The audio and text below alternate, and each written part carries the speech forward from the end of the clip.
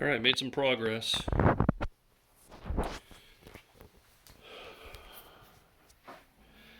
Here's the Asteroids Deluxe Cabaret that I've been working on. Here's the one that I already had. This one that I had, the monitor is from an Asteroids. The wiring harness and the power brick are from an Asteroids Deluxe Cabaret. The board is an Asteroids. The AR power supply is an Asteroids. This one, the monitor, is from a Battle Zone. The wiring harness is from an Asteroids upright. The AR and the PCB are Asteroids. And the power brick is Asteroids. This is now a working game. I need to adjust the picture. The X and Y size is off, but it does work. I put the monitor in and bolted it up. I should have taken the boards off and checked the headers to see if they needed to be reflowed. I didn't do that, so I will be removing that and doing that. But it does actually work. The power brick right now is not screwed into the cabinet, but I've routed the wires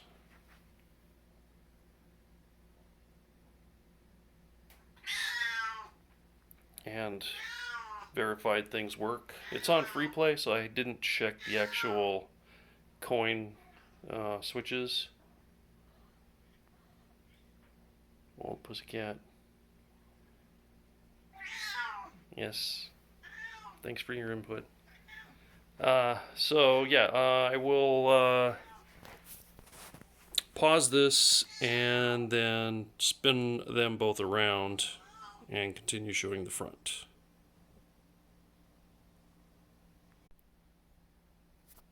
Alright, here we go from the front. This is the one that I've had for a while. I honestly can't remember if I made this bezel from scratch or if I bought it from Joey Kuda on KLOV. I honestly can't remember. I have a template of the side panels and the upper panel that are handmade, but I honestly can't remember if I copied these pieces before assembling this after buying it, or if I just figured it out by hand. I know when I did a Tempest Cabaret, I figured it all out by hand. It's a pain in the neck.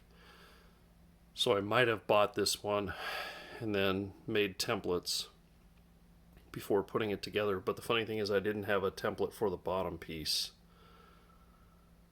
which is pretty much the same as the top piece, just shorter. But yeah, I honestly can't remember where this one came from. I don't have any black mat board with black interior.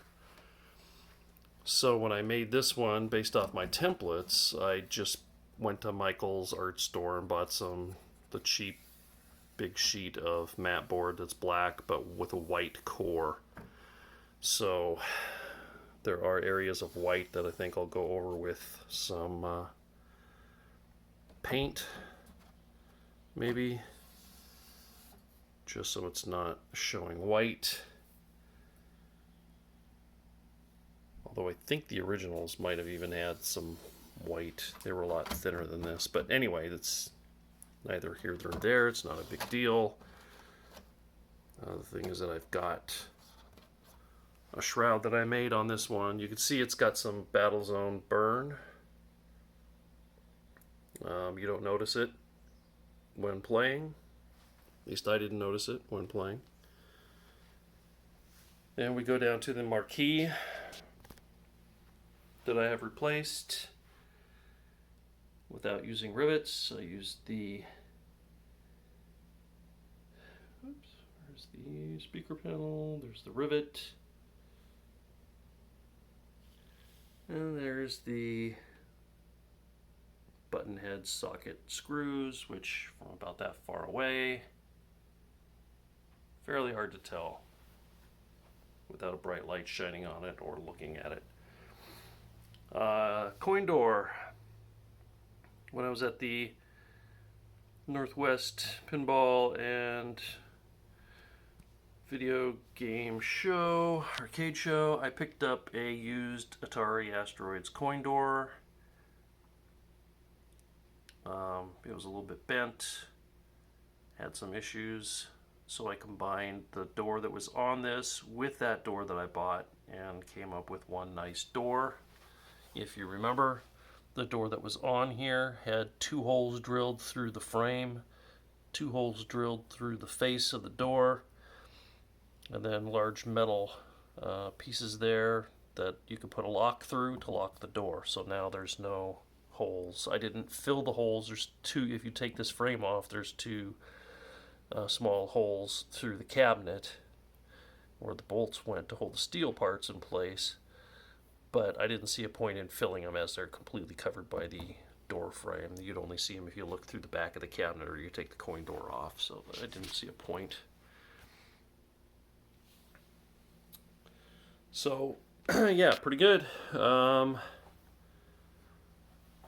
I've got the replacement speaker. I think I mentioned it before. I got one that was shielded. I shouldn't have because it's about an inch deeper, which makes taking the thing with the fluorescent light out a bit of an issue. I also noticed a bit of light bleed coming from here, from the fluorescent light.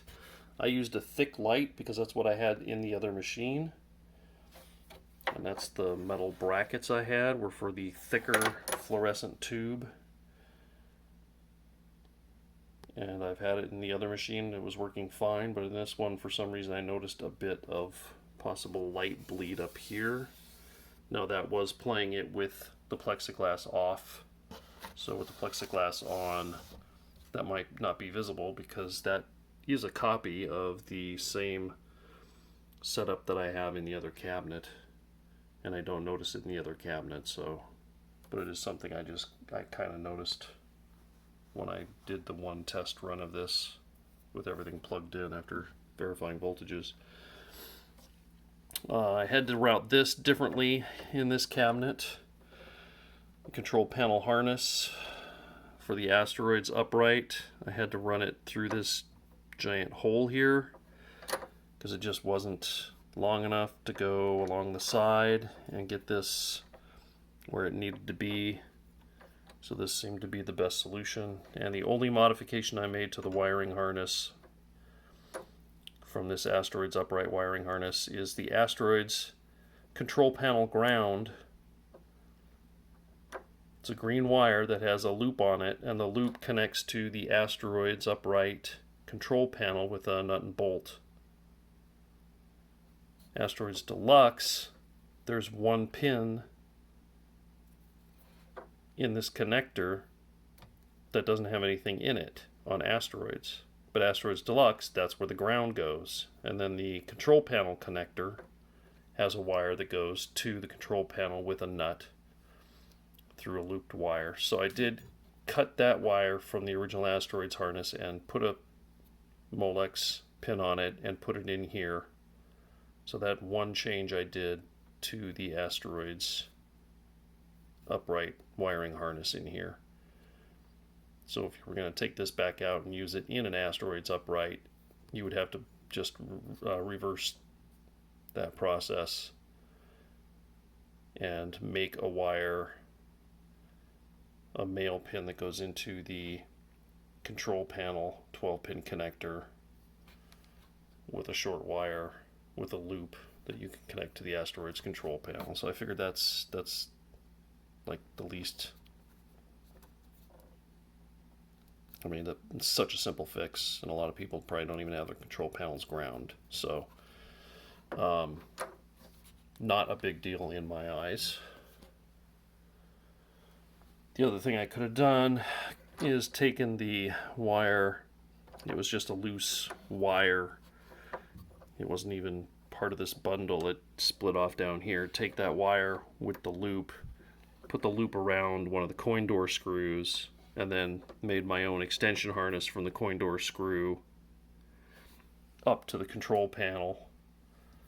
But then when you take the control panel off, you'd have to disconnect this, and then you'd have that extra wire. So I could have put that extra wire into this unpopulated hole, but then at that point you're still modifying this wiring harness. So I just figured, you know what, I'm just going to do the simplest thing possible and just put that loose ground wire into the empty pin here that matches up with the Asteroids Deluxe Cabaret where it gets its ground for the control panel. So yeah, that's where I am right now.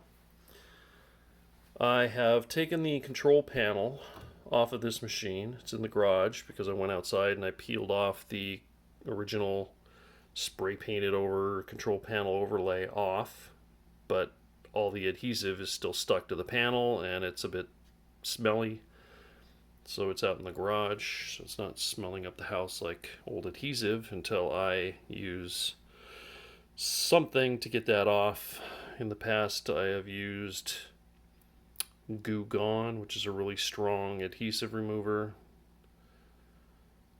I also heard some people use citrus strip, and I think I have a little bit of citrus strip left over from a previous cabinet I had that I used it to remove black paint to reveal the original vinyl side art, so I might give that a try just because I think I still have a little bit of that, and that'll let me use that stuff up, and I'll see if that's better than the way I usually do it, which is a pain in the neck, a huge mess, toxic and smelly, but does get the job done.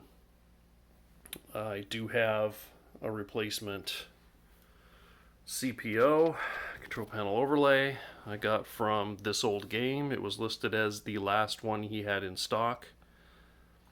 I believe this repro might have come from Phoenix Arcade. I'm not positive. He doesn't have any in stock. This Old Game, it was said it was made from original films, which is what Phoenix Arcade does. So that's why I bought that one. You can still currently get a reproduction. It's from, sorry if I'm mispronouncing it, Sabo's Arcade.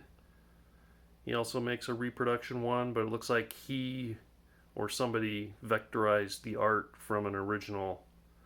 So it's not made from original Atari films, but it's a really nice vectorized reproduction. So not knocking it, but I just chose to get one made from the original Atari films rather than going with one that had been vectorized, reproduced. So yeah, I need to put that on. Oh, and then once I get the adhesive off the panel, which I shouldn't even be talking about this because I should probably make another video. The panel has 8 holes for rivets that we're holding a sheet of plexiglass on the top, and I need to fill those holes before putting the overlay on, and I still don't know how I'm going to do that. Still don't know the best way to do that. But yeah, I just wanted to get a video out there that it's huge progress. Pardon my messy kitchen and messy game room. So thanks go out to a lot of local collectors who have helped me. I got parts from Dave. I got parts from Gary. I got a part that I'm not using, but I'm going to keep it as a spare from Jason. Or Justin, sorry. Coin door from a vendor at the Pinball and Arcade Show. Wiring harness from eBay. Power brick and AR from Dave. PCB from Gary. Spare AR from Justin. Monitor from Ron. So, yeah, a lot of people helping me out getting this together. I am way over budget on it, but It's just so nice seeing it in this condition compared to how it was when I got it converted to a Miss Pac-Man bootleg with a color monitor mounted vertical and terrible wiring inside. So, pretty big status update.